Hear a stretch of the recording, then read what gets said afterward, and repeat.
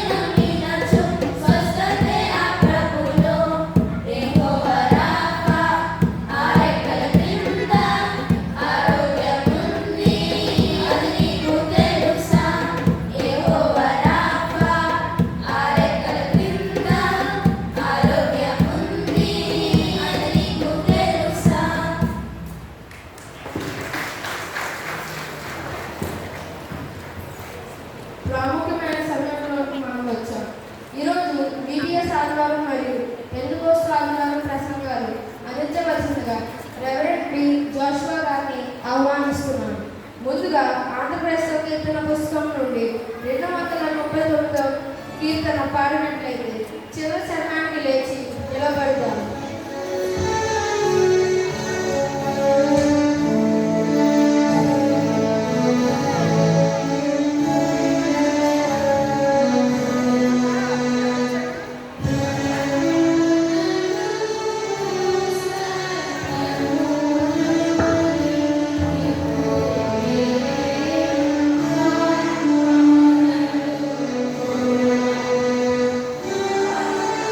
Lisa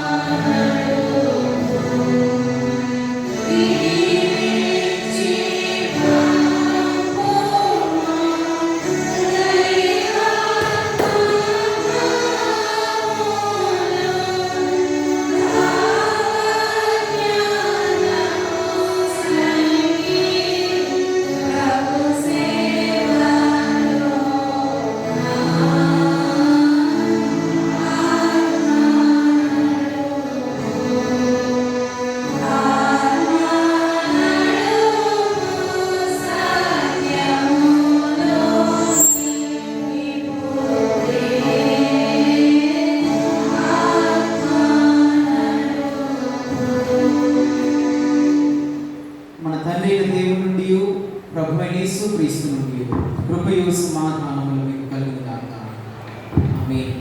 దయచేసి కూర్చోండి.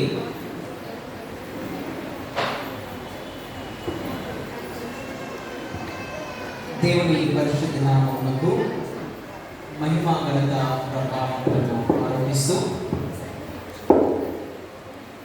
Pentecost ఆదివారము, అదే రీతిగా VBS ఆదివారంగా ఈ ఆదివారము జరుపుకుంటా ఉన్నాం. ఇటు ధన్యత దేవుడు మన జీవితంలో అనుగ్రహించినందుకు మొదటిగా దేవునికి కృతజ్ఞత వందనాలు తెలియజేస్తూ, VBS అంటే ఘనముగా జరుగులో దేవుడు కృప చూపించిన విధానాన్ని బట్టి దేవునికి వందనములు తెలియజేస్తూ, నీటి ఆరాధనకు చేరువచ్చిన మీ అందరికీ ప్రభునామంలో ప్రత్యేకముగా వందనాలు తెలియజేస్తాం. అందరికీ వందనాలండి. ఇంతవరకు కూడా చక్కటి రీతిలో మరి యొక్క VBS సండేను నడిపిస్తున్నటువంటి నిఖిల్ సంజయ్కు మరి చక్కగా అభినందనలు తెలియజేస్తా ఉన్నాను. ఇప్పటి వరకు కూడా చక్కగా వీళ్ళందరూ కూడా ఆరాధన కానివ్వండి, వాక్య భాగాలు చదవటంలో కానివ్వండి, వీటన్నిటిలో పాటలు పాడటంలో, ఆరాధన జరిగించడంలో దేవుడు బిడ్డలకు చక్కగా ఆత్మ నుంచి ఆత్మీయంగా ఈ యొక్క కార్యక్రమాన్ని నడిపిస్తూ ఉన్నాడు. దేవునికి వందనాలు తెలియజేస్తూ బిడ్డలను అభినందిస్తూ ఉన్నాను. ప్రాముఖ్యముగా నేటి దినాన ఈ వాక్య సందేశము అందించడానికి అవకాశం ఇచ్చినటువంటి స్థానిక సంఘ PCC సభ్యులకు, డెలిగేట్ గారికి, ప్రెసిడెంట్ గారికి, రీతిగా సండే స్కూల్ టీచర్స్కు, VBS టీచర్స్కు అందరికీ కూడా ప్రభునామంలో ప్రత్యేకముగా వందనాలు తెలియజేస్తా ఉన్నా. ఇది అవకాశము దాన్ని బట్టి ఇది ఒక ఆధిక్యతగా నేను భావిస్తూ దేవుణ్ణి మహిమపరుస్తా ఉన్నా. ప్రాముఖ్యంగా VBS సండేలో మనకి ఇవ్వబడిన టైటిల్ అండర్ హిస్ వింగ్స్ అనేటువంటి టైటిల్ను ఇవ్వడం మనం చూసాం. ప్రాముఖ్యంగా కొద్ది నిమిషాలు బిడ్డల గురించి, చిన్న బిడ్డల గురించి మాట్లాడి ఆ యొక్క అంశాన్ని కొద్దిగా నేను చెప్పి పెంతెకొస్తు ఆదివారంలోనికి లేదా ఆ యొక్క అంశంలోనికి వెళ్ళడానికి నేను ప్రయత్నం చేస్తా ఉన్నాను. అండర్ హిస్ వింగ్స్, ఆయన రెక్కల క్రింద అనేటువంటి అంశాన్ని టైటిల్ను ఈ VBS 2024 మనకి ఇవ్వడం జరిగింది. ఆయన రెక్కల క్రింద మనకు 3 అంశాలు మనకు దొరుకుతాయి. ఏంటంటే మొదటిది ప్రొటెక్షన్, సంరక్షణ మనకు అందుతా ఉంది ఆయన రెక్కల క్రింద. మనం చూస్తే 91వ సంకీర్తన 3వ వచనము 5వ వచనాన్ని మనం చూస్తే మనకు అక్కడ చక్కగా వివరించబడుతూ ఉంది. ఏ తెగులు నీ గుడారాన్ని సమీపించదని, వేటగాని ఊరిలో నుండి నేను రక్షిస్తానని అక్కడ చెప్పడం మనం చూస్తూ ఉన్నాం. దేవుని యొక్క సంరక్షణ ఆయన రెక్కల క్రింద ఉన్న వారి మీద ఉంటుంది అనేటువంటి విషయాన్ని ఇక్కడ మనము తెలుసుకోవాలన్నా. రెండవది మనం ఆలోచన చేస్తే దేవుని యొక్క సన్నిధి అనగా హిస్ ప్రెజెన్స్, దేవుని యొక్క సన్నిధిని మనము అనుభవిస్తాం ఆయన రెక్కల క్రింద. చూస్తే 16వ సంకీర్తన 11వ వచనంలో ఆయన సన్నిధిలో సంతోషం ఉంటుంది అనే మాట అక్కడ మనకి కనబడతా ఉంది. మూడవదిగా మనం ఆలోచన చేస్తే ప్రావిజన్, సదుపాయం అనగా నెసెసిటీస్, మనకు అవసరమయ్యే జ్ఞానము కానివ్వండి, తెలివి కానివ్వండి, మరి ఏదైనా కానివ్వండి, ఆయన రెక్కల క్రింద మనము ఆశ్రయం పొందితే మనకి ఇవన్నీ దొరుకుతున్నాయి అని దేవుని యొక్క వాక్యము సెలవిస్తా ఉన్నది.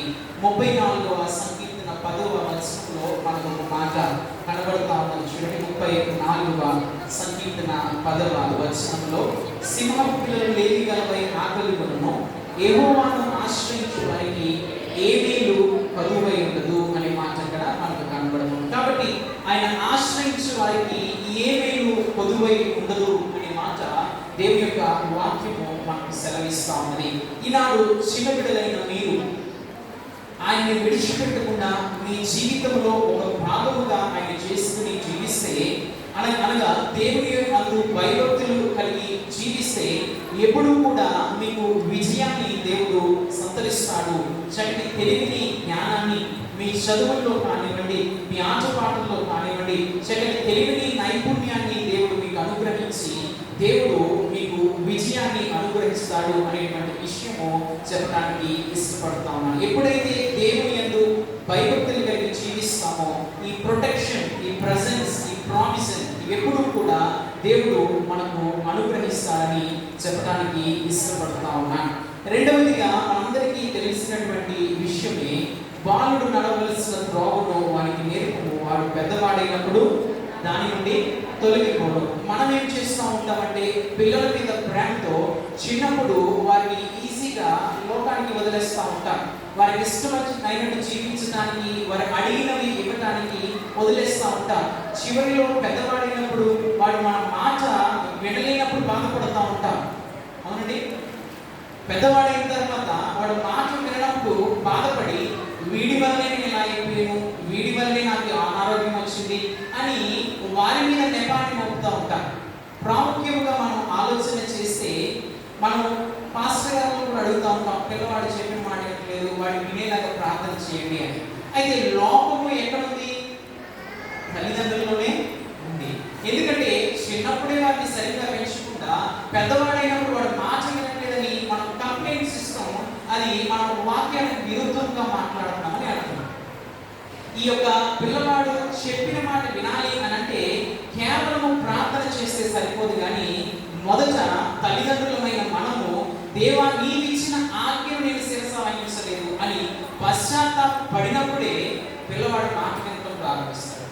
ఎంత ప్రార్థన చేసినా పిల్లవాడు మాట వినడు. కానీ ఎప్పుడైతే ప్రభువా నీవు చిన్నప్పటి నుంచే అని నీ దయలో పెంచమని చెప్పావు, అయితే నేను దాన్ని తప్పాను, దయచేసి ఈ విషయంలో నన్ను క్షమించి పిల్లవాడు మాట వినేలాగా చేయి అని చెప్తే అప్పుడు దేవుడు మన ప్రార్థన ఆలకిస్తాడు. ఈ విషయాన్ని మనము గమనించము, కానీ పిల్లవాడి మీద నెపం మోపడం ప్రారంభిస్తూ ఉంటాం. కాబట్టి తల్లిదండ్రులుగా ఈ విషయాన్ని మనం గమనించాలి. ఎప్పుడైతే ఆ విధముగా మనం ప్రార్థన చేస్తామో పిల్లవాడు ఆటోమేటిక్గా మన కంట్రోల్లోనికి రావడం అనేది ప్రారంభమవుతుంది.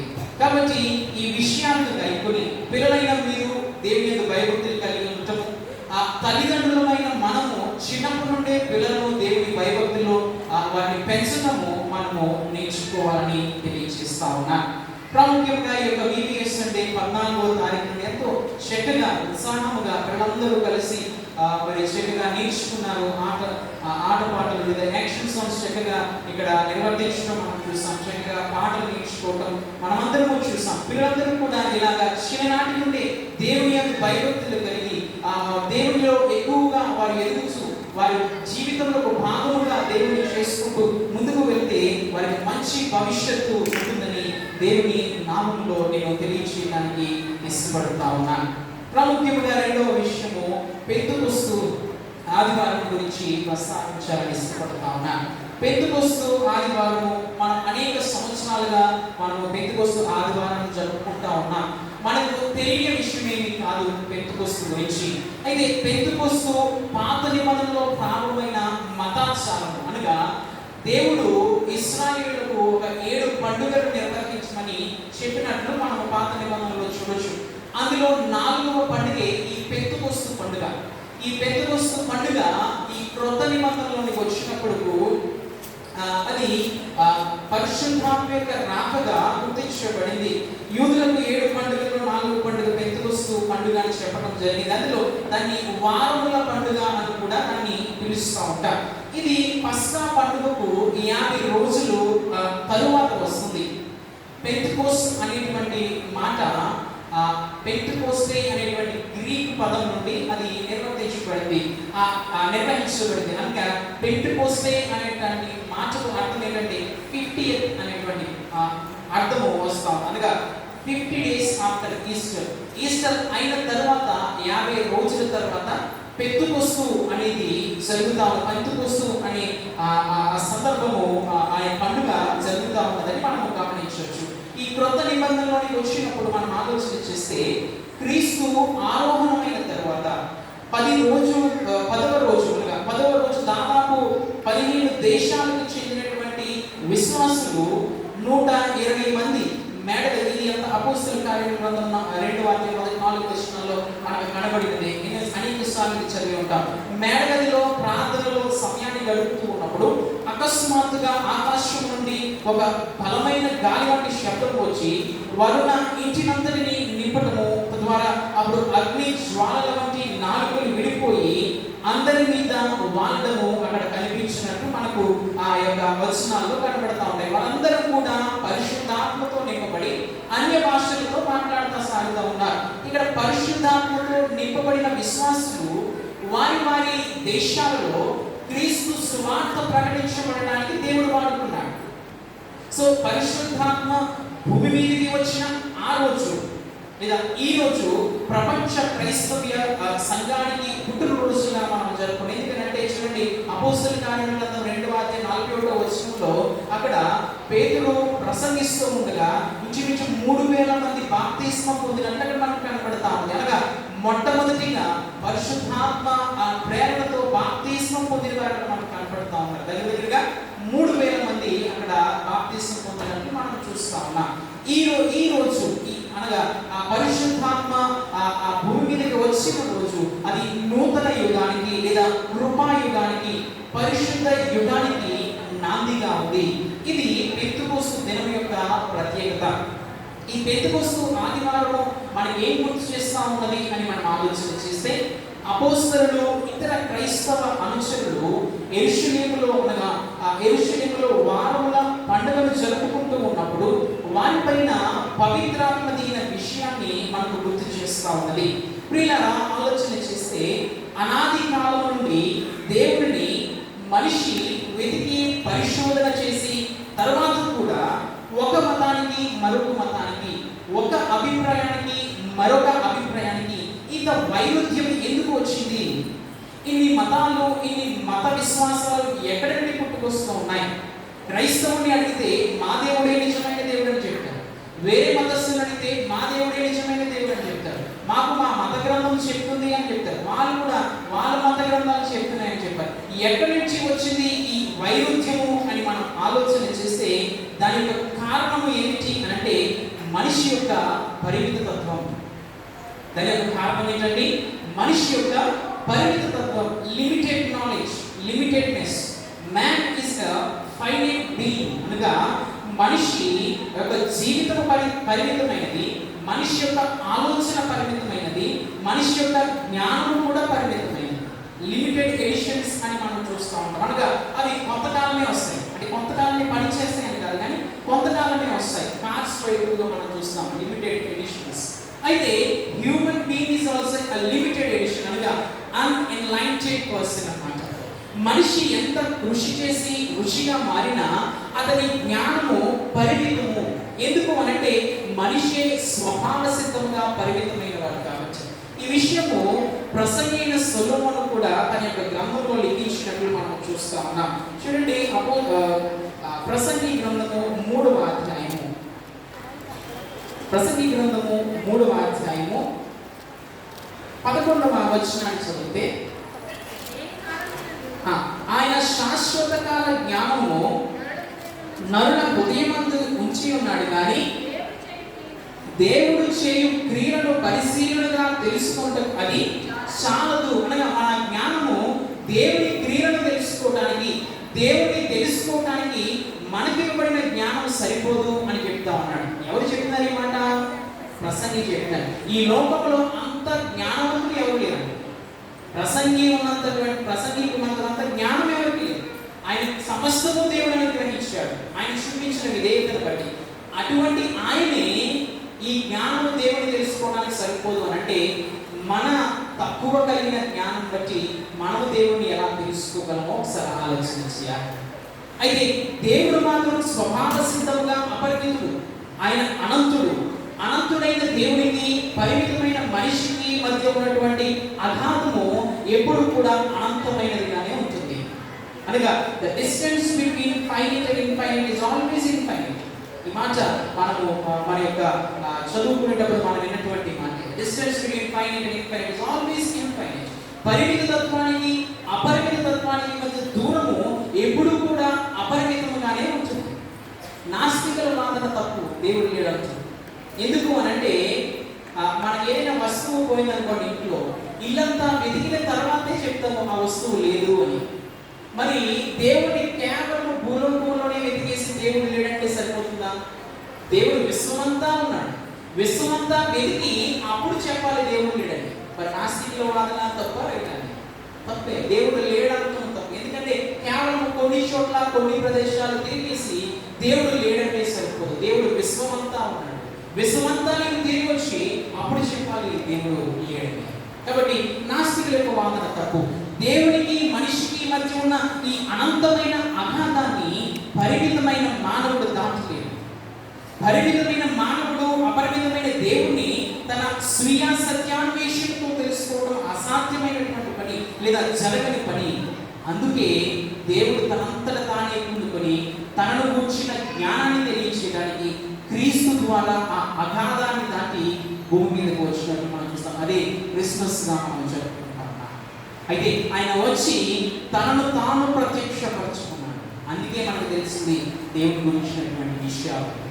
మానవుని పట్ల తనకున్నటువంటి ప్రేమను, మానవుని పట్ల తనకున్నటువంటి ఉద్దేశాలను, మానవుని పట్ల తనకున్నటువంటి ప్రణాళికను క్రీస్తు ఈ లోకానికి వచ్చి కనిపరిస్తేనే మనకు తెలుస్తుంది.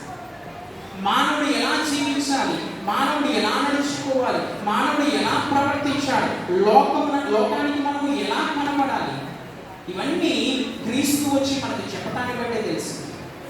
ఆయన ఎలాంటి వాడో, ఆయన మనుషుల ఎలా స్పందిస్తాడో, ఆయన ఎలా ప్రేమిస్తాడో, ఇవన్నీ కూడా క్రీస్తును మనకు తెలియచేస్తేనే తెలుస్తాయి. ఆయన లోకానికి వచ్చి మనకు తెలియచేస్తేనే తెలుస్తాయి. ఆ కాలంలో క్రీస్తుని చూసిన వాళ్ళు ఎంత ధన్యులు కదా, దేవుడిని చూసిన వారు. తోమ అడుగుతాడు, మాకు ఎలా తెలుసు అంటే, నువ్వు నన్ను చూస్తున్నావు తండ్రిని చూసినట్టే కదా అని అంటాడు. స్వార్థం. మానవుని ఎడల ఆయనకున్న ప్రేమ ఆయన పరలోకం నుండి భూలోకానికి తీసుకుని వచ్చింది. మొదటి పని ఏమిటి అంటే ఆయన తన్ను తాను ప్రత్యక్షపరుచుకున్నాడు దేవుడు. రెండవది రక్షణ కార్యం గురించి ఆయన వచ్చాడన్న విషయం మనందరికీ విదితమే. ఆయన ఈ లోకంలో శ్రమపడి చనిపోయి తిరిగి లేవడం ద్వారా మానవునికి రక్షణ కార్యం జరిగింది, పాపికి పాప విమోచన జరిగింది.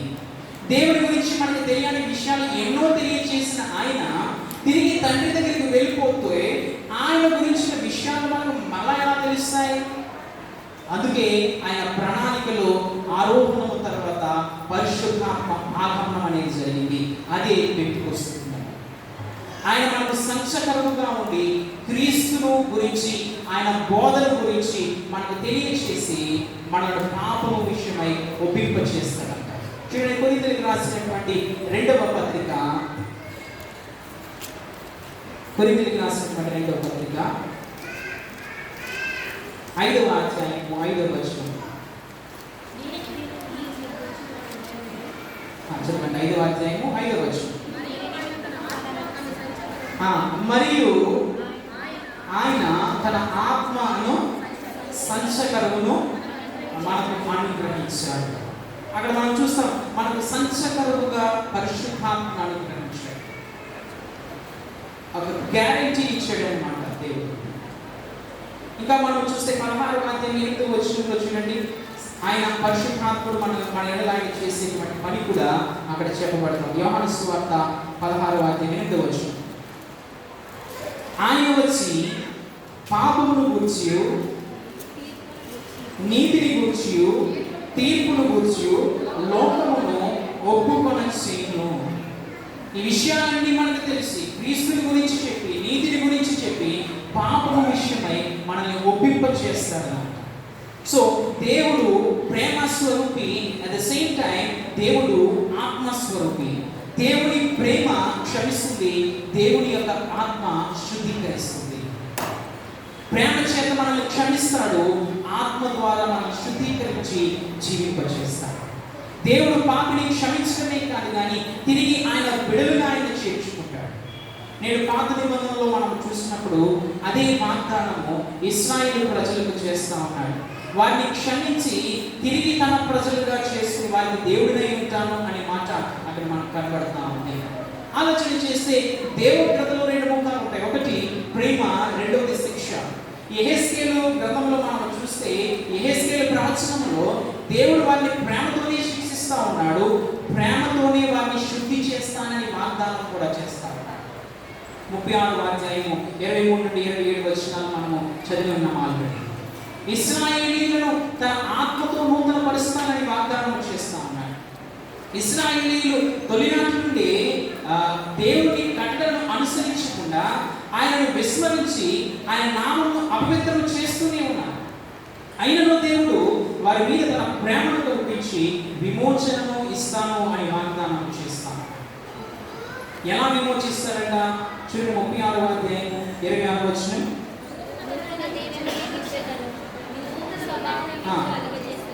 నూతన హృదయమును మీకు ఇచ్చేదను, నూతన స్వభావమును మీకు కలుగజేసేదని. ఇంకా చదవండి. రాతి గుండెను మీలో నుండి తీసివేసి మాంసపు గుండెను మీకు ఇచ్చేదను, నా ఆత్మను మీ యందుంచి నా కట్టడలను అనుసరించిన వారిని గాను నా విధులను గైకొను వారిని గాను నేను చేసేదను. అయితే ఎప్పుడు ఇస్తారంట ఈ హృదయము? ఎప్పుడు ఇస్తానంట ఈ హృదయము? ఆ మాట కూడా ఇర్మియా గ్రంథంలో రాయబడినట్లు. ఇర్మియా గ్రంథము 24వ అధ్యాయము 7వ వచనం. ఇటువంటి స్థితిని ఎప్పుడు ఇస్తారంట? వారు పూర్ణ హృదయంతో నా యొద్దకు తిరిగి రాగా వారు నా జనులగునట్లును నేను వారి దేవుడనగునట్లును నేను యెహోవానని నన్నెరుగు హృదయమును వారికి ఇచ్చెదను. సో ఇప్పుడు మనకు అర్థమవుతుంది ఎప్పుడు ఆయన ఇటువంటి స్థితిని మనకి ఇస్తాడు. ఆయన దగ్గరికి పూర్ణ హృదయంతో మనం తిరిగి వచ్చి వారిని కాదు కానీ ఈనాడు క్రీస్తు ద్వారా మనల్ని కూడా విమోచిస్తాను అని వాగ్దానం చేస్తా ఉన్నాడు. ఈనాడు పాప పంకిలమైపోయిన మన జీవితాలను సైతము బాగు చేసి నూతన స్వభావం నుంచి తండ్రితో సంధి చేస్తాను అని వాగ్దానం చేస్తాము. మునుపు మనము దూరస్తులమే, అయితే యూదులు సమీపస్తులే. అయితే ఇరువురిని కూడా క్రీస్తుతో ఏకము చేసి తండ్రితో ఆయన సంధి చేస్తారని నేడు చదవబడిన ఎఫెసీయుల గ్రంథం 2వ అధ్యాయం 17-18 వచనాల్లో మనకు కనబడతాము. చూడడం కూడా మనం చదువుకున్నాం. ఎఫెసీయులకు రాసినటువంటి పత్రిక 2వ అధ్యాయం. దూరస్తులైన మీకును సమీపస్తులైన వారికి సమాధాన సువార్తను ప్రకటించాము. ఆయన ద్వారానే మనము ఉభయము ఒక ఆత్మయందు తండ్రి సన్నిధికి చేరగలిగి ఉన్నాము అని మాట మనం చూస్తా ఉన్నాం. అయితే ఎప్పుడు అంటే తిరిగి ఆయన దగ్గరకు వచ్చినప్పుడు మాత్రమే. అంటే అర్థం ఏంటి? ఆయన దగ్గర రావడం అంటే లోకమును విడిచిపెట్టి ఆయన దగ్గరికి రావాలి. ఈ లోకమును స్నేహించేటువంటి మనము లోకమును విడిచిపెట్టి ఆయన దగ్గరికి రావాలి. ఎందుకు లోకమును విడిచిపెట్టాలంటే ఆ మాట మనం సువార్తలో చదివాము. లోకములో ఉంటే ఆయన మనము చూడలేము, లోకములో ఉంటే ఆయన మనము ఎరుగలేము. కనుక ఆయన ఎదుగు రమ్మని ఈ దినాన్న, ఈ పెంతెకొస్తు దినాన్న దేవుడు మనల్ని ఆహ్వానిస్తాడు. యోహాను సువార్త 14:17 వచనంలో ఆ మాట మనకు కనబడుతూ ఉన్నది. చూడండి, లోకము ఆయనను చూడదు, ఆయన ఎరుగదు, కనుక ఆయన పొందలేదు. మీరు ఆయన ఎరుగుదురు, ఆయన మీతో కూడా నివసించును, మీలో ఉండును అనే మాట మనం కనబడతాం. మనం లోకంలో ఉన్నామా? దేవుడు మనలో ఉన్నాడా? ఒకసారి ప్రశ్నించుకోవాల్సిన అవసరం ఉన్నది. మనం ఆలోచన చేస్తే మనం దేవుడిలోనే ఉన్నామనుకుని లోకంలోనే జీవిస్తాము. మనం ఆలోచన చేస్తే మన ప్రతి కార్యక్రమంలో లోకము మనలో కనబడతాము, లోక పోకడలు మనలో కనబడతా ఉన్నాయి. క్రైస్తవులమే కానీ లోక అలవాట్లకు బానిసమైపోయి ఉన్నాం. అందుకే ఆత్మ మనలో నివసించలేకపోతా ఉన్నాం. ఎప్పుడు ఆత్మ మనలో నివసిస్తానంటే ఎప్పుడైతే తిరిగి దేవుడి దగ్గరికి వచ్చి క్రీస్తు రక్తము ద్వారా మనం శుద్ధీకరించబడతామో, ఎప్పుడు నూతన హృదయాన్ని నూతన స్వభావాన్ని పొందుకుంటామో, అప్పుడు ఆ నూతన పరచబడిన హృదయంలోనికి ఆత్మదేవుడు వచ్చి నివసిస్తాడు. అదే మాట 14-23 వచనంలో కనబడుతుంది. యోహాను సువార్త 14-23 వచనం. ఒకరు నన్ను ప్రేమించిన యెడల వాడు నా మాటలు గైకొనును, అప్పుడు నా తండ్రి నిన్ను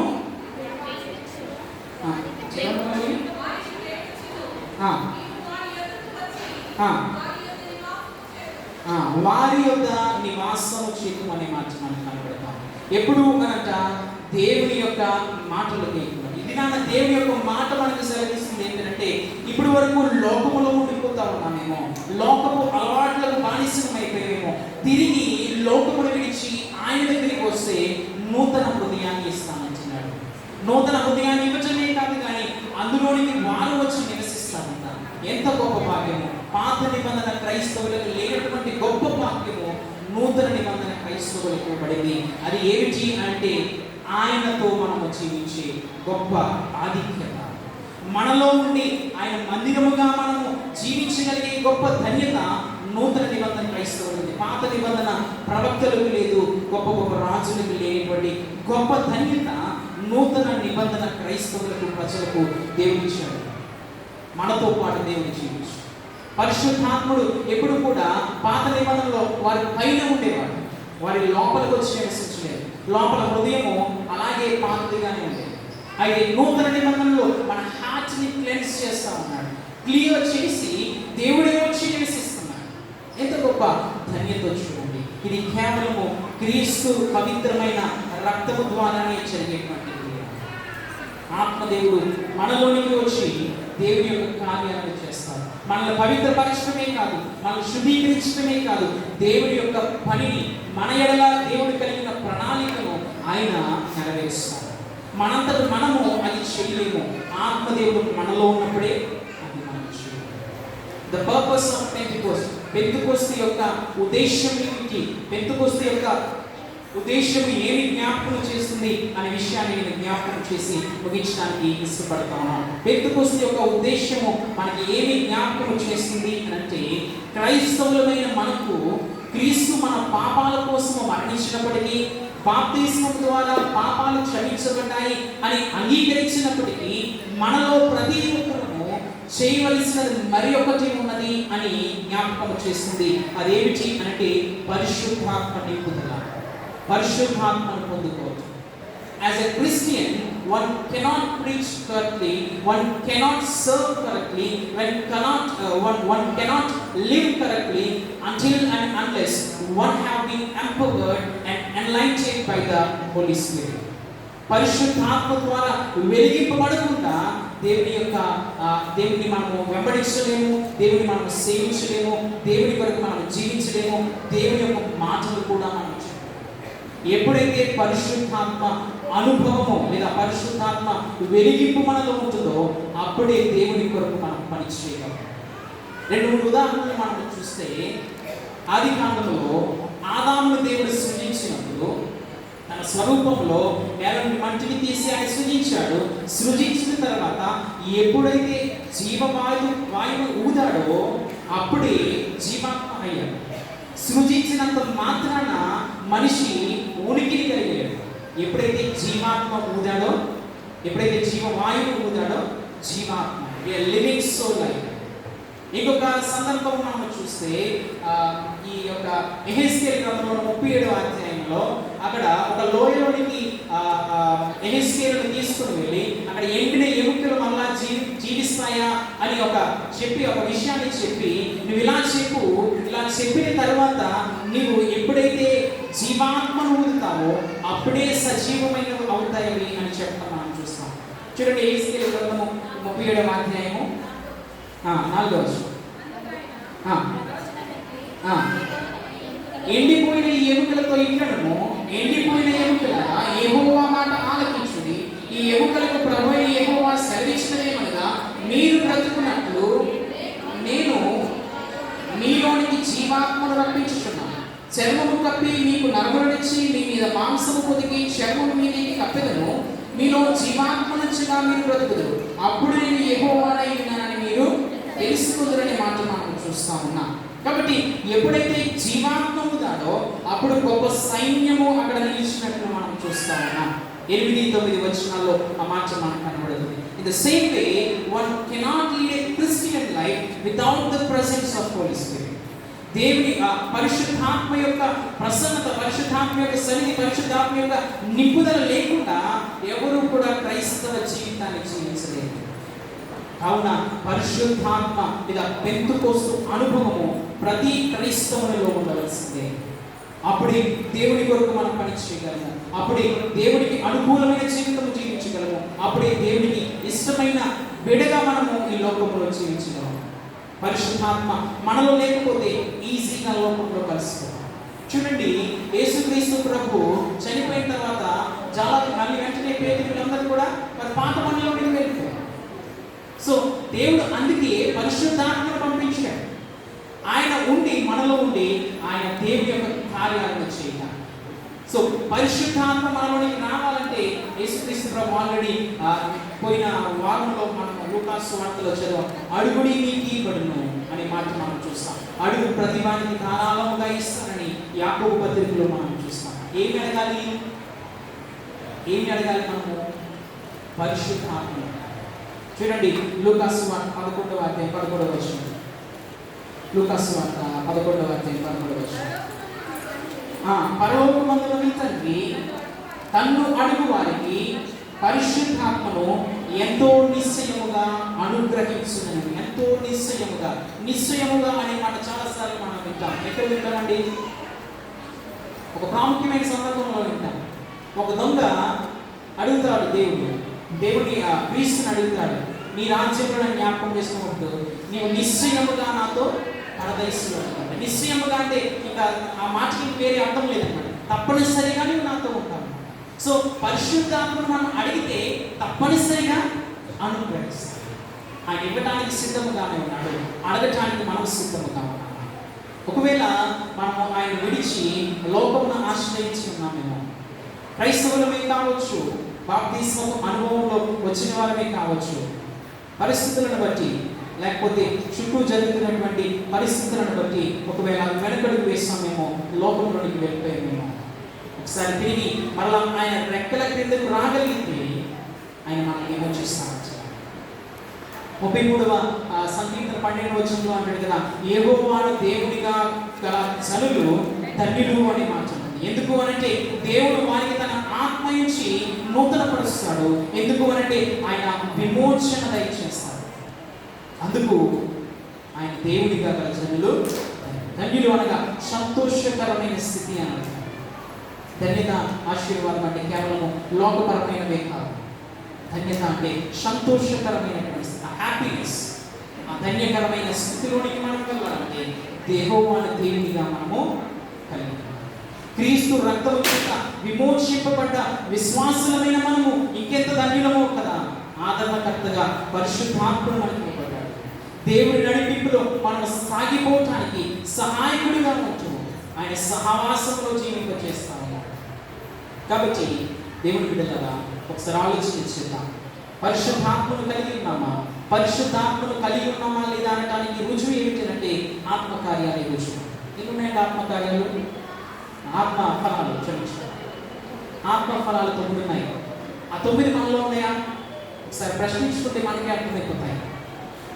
ప్రేమ, సంతోషము, సమాధానం, దీర్ఘశాంతము, దయాళుత్వము, మంచితనము, సాత్వికము, నష్టము. ఇవన్నీ మనలో ఉన్నాయా? ఉంటే ఎంతవరకు ఉన్నాయి ఆలోచించుకొని పరిశుద్ధాత్మ అనుభవంలో మనం ఉన్నాము లేదా, పెంతెకొస్తు అనుభవంలో మనం ఉన్నాము లేదా పరీక్షించుకొని ఈ పెంతెకొస్తు దినాన ఒకసారి దేవుని ఎదుట మనము సాగిలపడతాం. ఒకవేళ ఆత్మ ఫలాలు మనలో లేవు అని మనకు అనిపిస్తే ఇప్పుడే దేవుని అడిగే వారికి ధారాళముగా ఇచ్చేవాడుగా మన దేవుడు ఉన్నాడు. కనుక పరిమితమైన మన జ్ఞానము దేవుని దగ్గరికి మనం వచ్చినప్పుడు మన దేవుని గురించినటువంటి విషయాలు ఆత్మ ద్వారా మనకి తెలియజేస్తాడు. అనేక మందికి తెలియని అనేకమైన విషయాలు ఆత్మ నడిపింపులో మనకు అర్థమవుతాయి. కాబట్టి పరిశుద్ధాత్మను పొందుకునేటువంటి స్థితిలోనికి మనం వెళ్ళాలని దేవుడు ఆశిస్తూ ఉన్నాడు. ఈ కృప పరిశుద్ధాత్మ దేవుడు మనకి సహాయం చేసి నడిపించుకున్నాడు.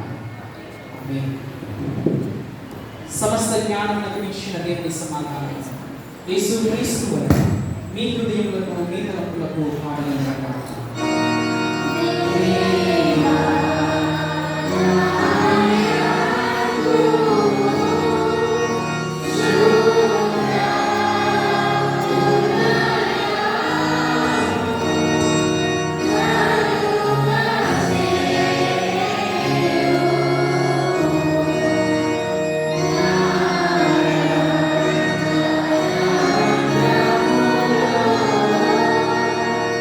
See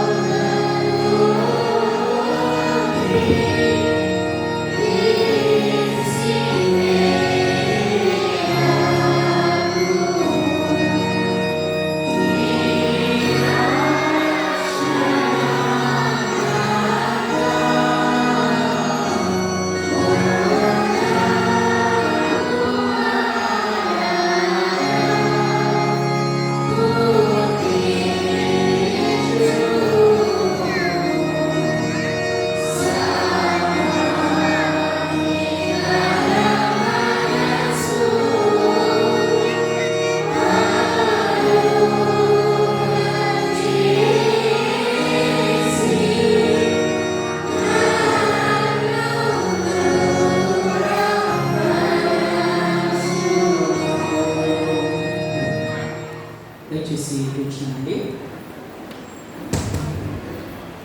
విబిఎస్ ఆదివారం మరియు పెంతెకోస్తు ఆదివారం గురించి మనకు అందించిన చక్కటి వర్తమానం రెవరెండ్ బి జాషువా పాషా గారికి నా వందనములు తెలియజేస్తున్నాను. ఈ సమయంలో కృతజ్ఞత కానుకలు మరియు ప్రత్యేక కానుకలు పట్టి ప్రార్థన చేయవలసిందిగా శ్రీమతి సుధా నాగేశ్వరరావు గారిని ఆహ్వానిస్తున్నాను.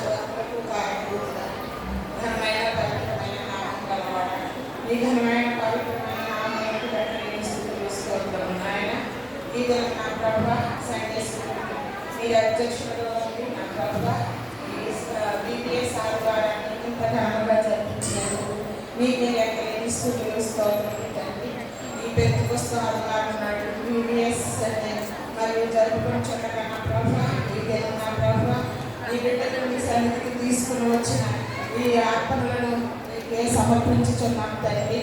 నాయన ఈ బిడ్డల జీవితాలను నువ్వు చేసిన మేళను తలపోసుకుంటూ నా ప్రభువా కృతజ్ఞతగాను నా ప్రభువా మీకు ప్లెడ్జికారులు నీ సన్నిధికి తీసుకొని వచ్చి ఉన్నారు నా ప్రభువా. ఆ బిడ్డలు తీసుకుని వచ్చిన ఈ అర్పణలను మీరు స్వీకరించలేదు తండ్రి. వారి జీవితాలలో మీరు వారికి అనుగ్రహించిన నూతన సంవత్సరమైన మేళను బట్టి అలాగే నా ప్రభువా వారి వైవాహిక జీవితంలో నువ్వు చేసిన మేళను తలపోసుకుంటూ అలాగే వారి కుటుంబాలలో నువ్వు చూపిన మేళను తలపోసుకుంటూ మీ బిడ్డలు మీ సన్నిధికి తీసుకొని వచ్చిన ఈ అర్పణలను మీరు స్వీకరించండి తండ్రి. ఇంకా నా ప్రభువా వారి జీవితాల్లో అనేక మేలు మీరు అనుగ్రహించమని వేడుకుంటున్నాను తండ్రి. ఈ అర్పణను నా ప్రభువా మీరే స్వీకరించి నా ప్రభువా వారి జీవితాలలో నా ప్రభువా నూరంతులుగా అరుదంతులుగా నా ప్రభువా మీ ఆశీర్వాదములు కుమ్మరించమని వేడుకుంటున్న ప్రభువా వారికి రావాల్సిన దీవెనలు మీ ఆకాశమైన వాకులు విప్పి నా ప్రభువా వారికి పరలోకమందును భూలోకమందును వారికి మీ ఆశీర్వాదములు మెండుగా అనుగ్రహించమని వేడుకుంటున్నాను నా ప్రభువా. మరి ముఖ్యంగా వారు ఏ తలంపులతో మీ సన్నిధికి వచ్చి ఉన్నారో వారి తలంపులను మీరు ఆశీర్వదించండి. అలాగే నా ప్రభువా గుప్పి విప్పి మీకు సమర్పించిన ఈ కానుకలను మీ సేవ మహిమార్థమే వాడుకున్నది. అలాగే నా ప్రభువా మీ మందిర కార్యక్రమాలకు ఈ కానుకలను తండ్రి వినియోగించుకోమని నా ప్రభువా ఇంకనూ నా ప్రభువా ప్రతి ఒక్కరు మీ సన్నిధికి వచ్చి గుప్పి విప్పి మీకు సమర్పించి నూరంతుల ఆశీర్వాదములు పొందే కృప మా సంఘటనలకు అందరికీ అనుగ్రహించమని మీ కానుకలను మీరే స్వీకరించి ఆశీర్వదించమని ఈ ప్రార్థనని పాద సన్నిధికి చేర్చుకోమని యేసుక్రీస్తు వారి అతి శ్రేష్టమైన నామమున మీకు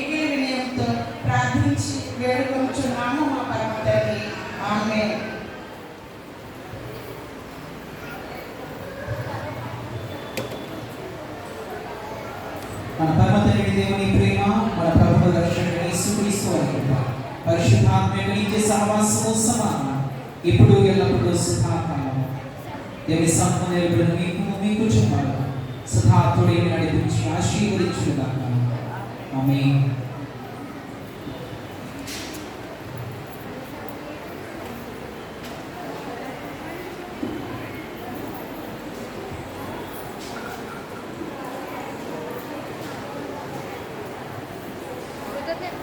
కృతజ్ఞత కానుకలు మరియు ప్రత్యేక కానుకలు పట్టి ప్రారంభంలో నడిపించిన వారికి నా వందనాలు తెలియజేస్తున్నాను.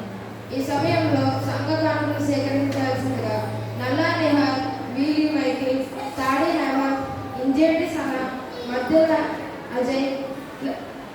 అజయ్, కె ఆశీష్, కె అభిషేక్లను ఆహ్వానిస్తున్నాను.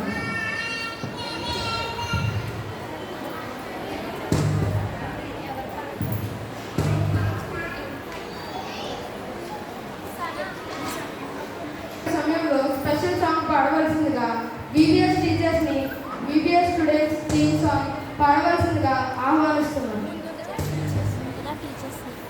ముందుగా VBS టీచర్స్ని పాట పాడవలసిందిగా కోరుతున్నాను.